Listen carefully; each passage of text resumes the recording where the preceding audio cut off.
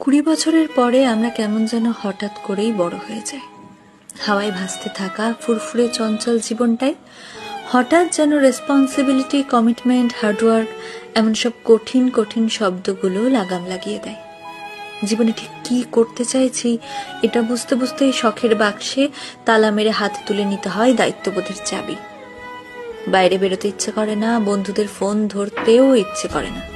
কেমন যেন সবকিছুর ওপর থেকে হঠাৎ করেই বিশ্বাসটা উঠে যায়। সব সময় শান্তি খোঁজার এক আপ্রাণ চেষ্টা চলে মনে। নির্ঘুম রাতের তারারা সাক্ষী থাকে এই গল্পগুলোর। শখের জিনিসগুলোর একটা লম্বা লিস্ট তৈরি হয় মাথায়, কারণ 20 পর বাবার কাছে শখের জিনিসটা চাইতে কেন জানি ভীষণ দ্বিধা বোধ হয়।